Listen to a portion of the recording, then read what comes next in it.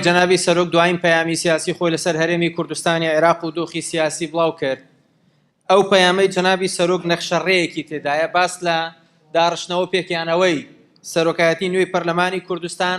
ڕێخستنەوەی حکوومەت، چارەسەرکردنی پرسی سەرۆکایەتی هەرێمەکە.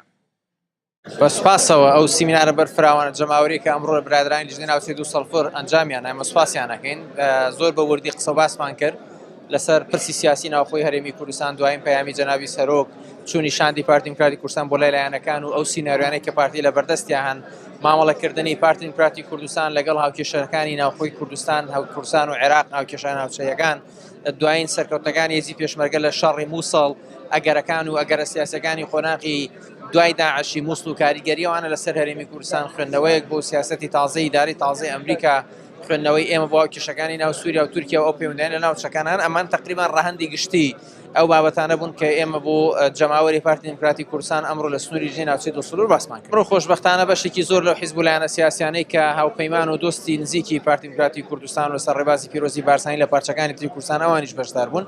و ئێمە لەگەڵ ئەوان زۆر ڕوانگەی هاوبەشمانەیە بۆ چارەسەری پرسی کورد لە پارچەکانی تریش، بۆیە بەشداری ئەوان گڕوتینێکی تری بە سیمینارەکە یابوو و گڕوتینێکی کوردستانیانەی بە سیمینارەکە یابوو، بۆیە ئێمە توانین بڵێن بە ئامادەبوونی ئەوان ڕەهەندێکی زیاتری نیشتمانی کوردستانیان بە سیمینارەکەیە و نەک تەنها بە ڕەهەندێکی حیزبی هەبێ بەتەنها بۆ جەماوەری پارتی و لێرە سوپاسیانەکەین. ئێستا هەرێمی کوردستانی عێراق لە بەردەم کۆمەڵی ئیستیحاقی تازایە لەسەر ئەویش لە پەیوەستە بە هەڵبژاردننی سەرۆکایەتی نوێی پەرلەمان و ڕێخستنەوەی حکوومەتی هەرێمی کوردستان و دروستکردنی اتفاقی سیاسی لەسەر پۆستی سەرۆکایەتی هەرێم و لەگەڵەوەش ئێستا هەرێمی کوردستان لەسەر ئیستیحاقی عێراقی پاش داعشایە کە عێراقی فیدراڵی نەما و هەڵوەشاوەتەوە هەرێمی کوردستانی عێراق بەرە و سەر بەخۆی ئەنجامدانی ڕێفراندۆم لەسەر پرسی مافی چاری خۆنووسین پاش دیالۆگکردن لەگەڵ عێراق دێ. بۆیە ئێمە پێمان وایە ئێستا هەرێمی کوردستانی عێراق بەگشتی لە قۆناغێکی بەهێزترایە لە ڕووی سیاسی و لە ڕووی سەربازیەوە، تاکە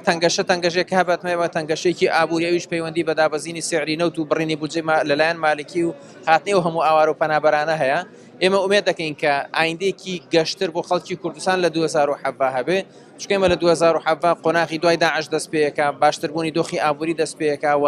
گۆڕانکاری نوێ ناوچەکەش بەڕێوەن و ئێمە پێویستمان بەوەی خەڵکی کوردستان ناوماڵی خۆی ڕێکخاتەوە، بۆیە دەست پێشەرەکەی جەنابی سەرۆک و چوونی وەفدی پارتی دیموکراتی کوردستانیشە کە ئێمە ئایندێکی گەشت چاوەڕێکین. ئێمە شانازی بەوەکەین کە ئەوانەی لەسەر ڕێبازی بارزانین زۆرینەن لە ڕۆژاوای کوردستان و ئەو حکومەت تۆتالیتاریە شمولیە فاشیەی کە پەیەدەت جێبەجێیەکە لە گرتنی کادری پارتی دیموکراتی کوردستانی سووریا و ڕێگەگرتن لە ئەنجامدانی چالاکی سیاسی بە تا گەشتە ئەوەی ئاڵای پیرۆزی کوردستان بسووتێنن، پێمان وایە ئەوان بە سووتاندنی ئاڵای کوردستان ئایندەی سیاسی خۆیانیان لە ناوچەکە سووتاندووە، وەڕق و کینەیەکی زۆریان لە لای خەڵکی کوردستان بەرامبەر بە خۆیان دروست کردو، بۆ ئێمە جەماوەری خۆمان لە ڕۆژاوا دڵنیاکەینەوە زیاتر لە جاران بەرە پشتیوانیانەکەین و ئێمە ئەگەر پێشووتر ڕێی جیاوازترمان لەسەر کات و چۆنیەتی چوونەوەی پێشمەرگەی ڕۆژاوا هەبێ ڕەنگە ئێمە ئێستا بۆ بڕیاری خۆمانە بچینەوە.